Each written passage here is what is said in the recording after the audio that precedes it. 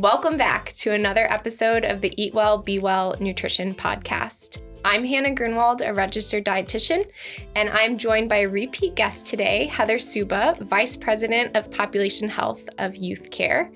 Heather, thanks for joining me again. Yes, thanks for having me back, Hannah. It's so excited to come back and talk to all the foster families and talk about our experiences and how YouthCare can guide you through that. Yeah, and Heather, you've been a foster parent for over a decade, and then you also have this experience working with YouthCare. So you've got a lot to share as far as helping new foster families prepare and adjust and anticipate what to do when a new kid is coming into the home.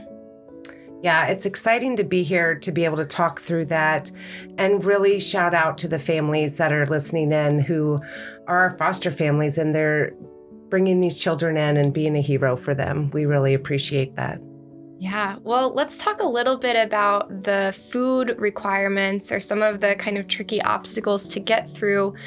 There can be a lot of unexpected nutrition needs, and you don't always hear about those before the kid comes into your home, right? Right. That typically isn't the conversation when the call comes in. But it is a conversation you can have with the child when they get to the home, and a nice way to start bringing that conversation between the two of you together and discussing what those food likes and dislikes are. And having that conversation just to ease the tension and maybe decrease the anxiety a little bit. Food is a pretty easy topic to talk about. Yeah. Oh, yeah. We could always talk about favorite foods, favorite snacks. What did you have before you came here? And that might be one of our first kind of casual conversations with a new kid to show them that, like, we're showing up, we're listening, we can get those foods for you, we can have them available for you. Yeah. Sometimes, if you tell them what you like, I love the red Doritos, they can talk back like, oh, blue. Blue all the way. Oh, blue all the way. And just kind of ease the environment. And then, as you said, then bringing those foods into the home to make them feel more comfortable. Yeah. And so for the first couple days or even weeks, we don't really have to work hard on expanding what the kids are eating. We might just be serving some familiar foods for them. But that can also be hard because there's maybe other kids in the house or other family members. What was your experience like juggling maybe cultural needs or preferences, allergies, vegetarian, and the other people in the house and yourself? Yeah, I would say the best way I could keep it all together and going was by meal planning. Yeah.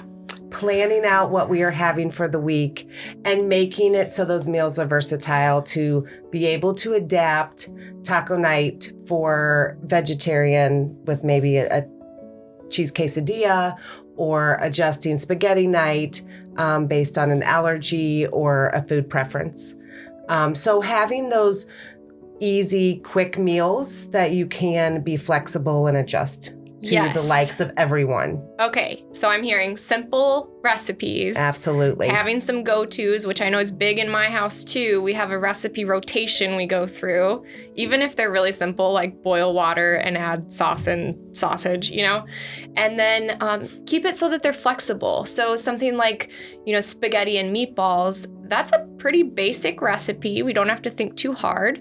We can mix in some veggies if we want to, or the kids can pick out what veggies they want on the side. If you've got a vegetarian, you can leave the meatballs out.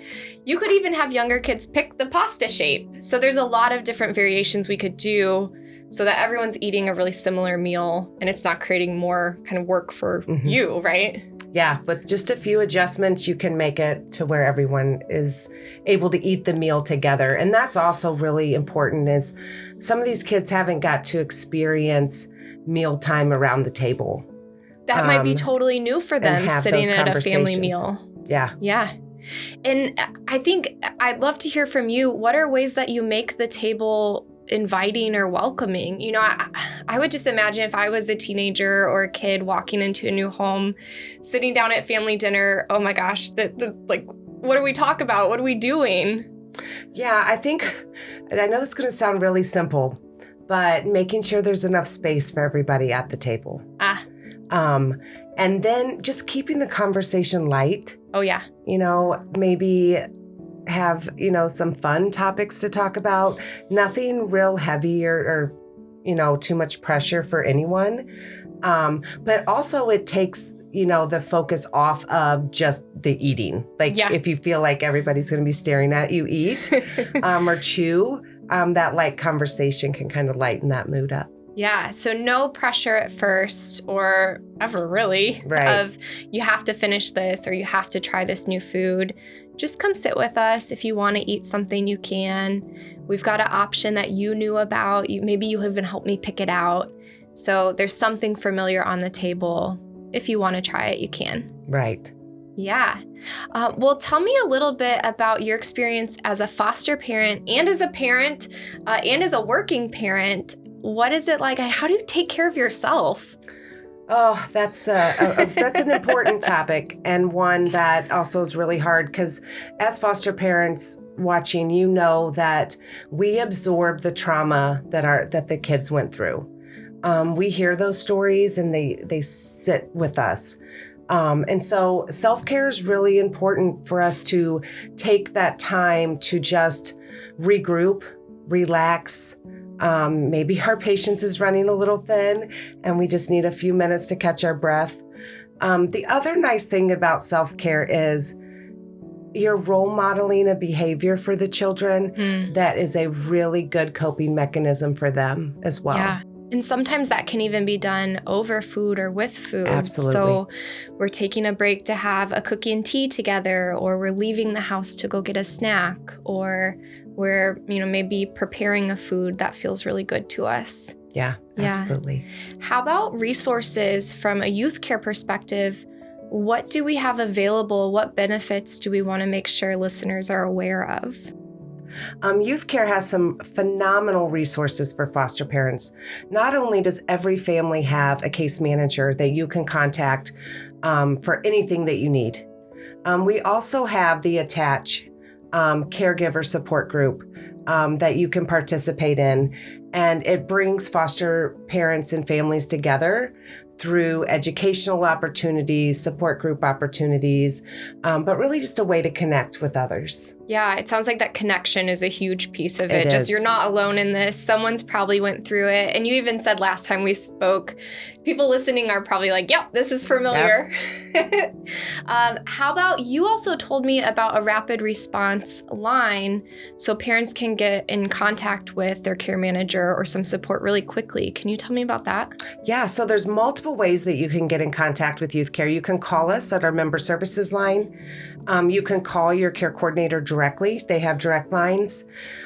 Or we have an email address where you can shoot an email to us. We have a team that responds to those quickly within 24 hours and can get an answer back to you. So there's lots of ways to really connect, talk to somebody, or even find out what resources are available. Excellent. That makes it so much easier. I would imagine that's such a relief knowing, I've got access to someone pretty quick if I need it. Yeah, absolutely. Heather, thank you so much for joining me again today. It was so nice to have you on the podcast. And thank you for tuning in again to another episode of Eat Well, Be Well. As always, you can reach out directly to me at eatwellbewell@mhplan.com. Those emails go right to me and I respond right back to you. So if you have nutrition questions, if you'd like resources or directions to different resources, that's exactly where you can go. Thanks again for tuning in, and until next time, be well.